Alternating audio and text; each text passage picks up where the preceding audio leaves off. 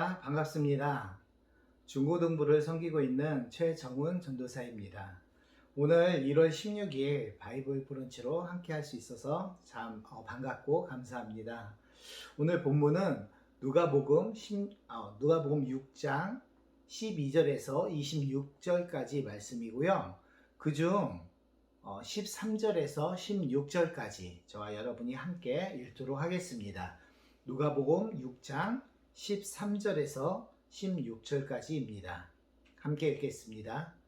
밝음에 그 제자들을 부르사 그 중에서 12를 택하여 사도라 칭하셨으니 곧 베드로라고도 이름을 주신 시몬과 그의 동생 안드레와 야고보와 요한과 빌립과 바돌로메와 마테와 도마와 알페우의 아들 야고보와 셀롯이라는 시몬과 야고보의 아들 유다와 예수를 파는 자들 가롯 유다라.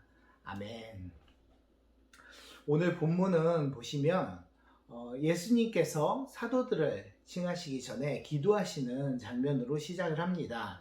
그리고 제자 중 12명을 사도라 칭하시고 또 그들과 함께 평지로 내려와서 병을 고치시며 또 귀신 들린 자들을 치유를 해주십니다.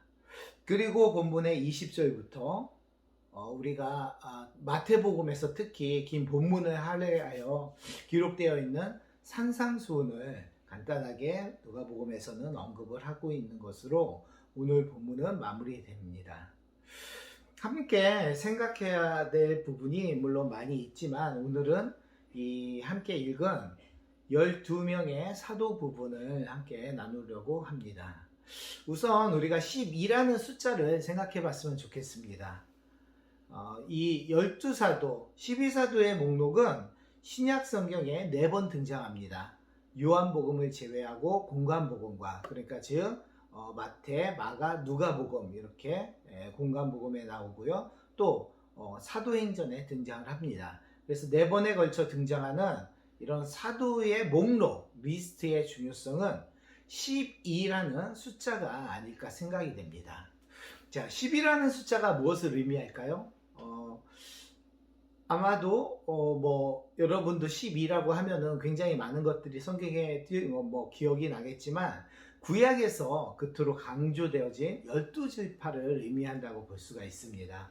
아마 예수님이 행하시던 이 시대 사람이라면 지금도 마찬가지겠지만 더 누구든지 알 수 있었을 것입니다. 하나님께서 야곱의 두 아들을 통하여서 12지파를 부르시고 또 하나님의 백성을 통하여서 세상을 향한 하나님의 뜻을 이루고자 한 그런 사건이었었죠. 아마 그 시대라면 구약 성경에 나온 그 이야기를 누구나 기억을 할 것입니다. 그렇기 때문에 오늘 본문의 12명의 사도는 예수님께서 이들을 통해 참 이스라엘 백성을 또 부르시고 세우시는 것을, 그런 일을 행하실 것을 의미한다고 볼 수가 있습니다. 또한 이 12사도 부분에서 이름이 나열이 되어 있는데요. 보면 항상 어느 곳이든 첫 번째는 베드로고 맨 마지막은 가룟 유다로 기록이 되어 있습니다. 이 부분에서 베드로와 가룟 유다에 대해서 한번 생각을 해봤으면 좋겠는데요. 이 두 사람은 유사하면서도 큰 차이점이 있습니다. 유사성은 뭔가요? 네, 아마 여러분도 생각나실 건데 두 사람 모두 예수님을 배신한 경험이 있는 거죠. 네, 그리고 차이점은 배신이지만 자신이 한 일에 대해서 후회에 그친 유다는 결국 자살로 마무리가 됐고요. 또 베드로는 크게 회개한 후 회복되어서 예루살렘 초대교회를 설립하는 데 결정적 기여를 했습니다. 그런 차이점이 있다고 볼 수가 있죠. 이걸 달리 표현을 해보면 베드로의 실수는 어떻게든 예수님을 따라가려다가, 예수님의 제자로 예수님을 섬기고 같이 따라가려다가 우발적으로 범한 그런 실수라고 할 수가 있겠죠. 그런데 반면에 가룟 유다의 타락은 어떻습니까? 제가 타락이라는 단어를 썼습니다. 가룟 유다의 타락은 세속적 욕망에 사로잡힌 나머지 저질러버린 고의적 범죄라는 그런 차이점을 둔다고 볼 수가 있습니다. 자, 이런 베드로와 가룟 유다의 실수는 우리에게 많은 교훈을 준다고 볼 수 있습니다.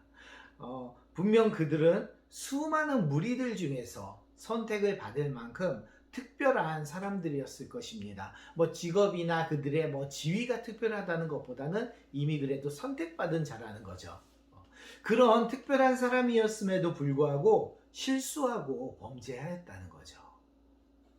오늘날 교회에서 재능이 있고 능력 있는 사역자들이나 또한 리더들이 실수 혹은 타락하는 것에 우리가 실망을 하고 또 그것 때문에 교회를 떠나고 하는데, 그런 것에 실망하지 않을 수 있는 근거가 될 수 있다는 것이죠.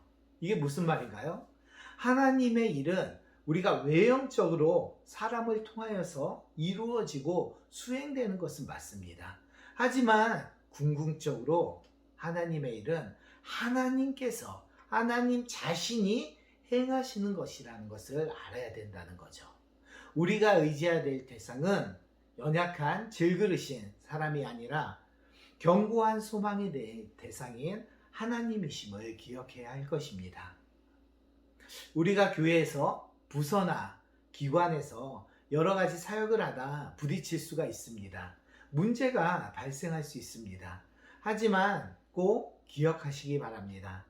우리는 언제나 실수하고 또 범죄할 수 있는, 아니 범죄하는 그런 존재라는 것이죠.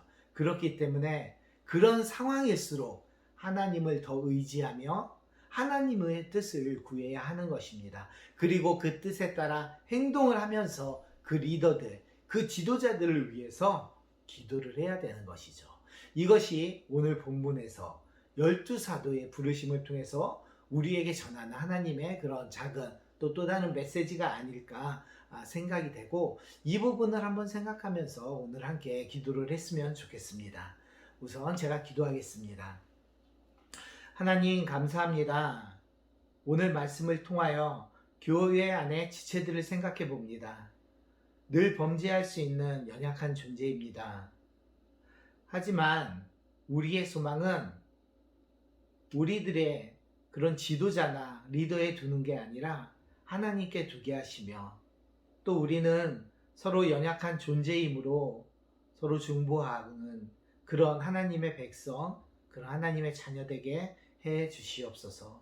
예수님 이름으로 기도합니다. 아멘. 오늘 말씀을 기억하시며 다 함께 기도하시겠습니다.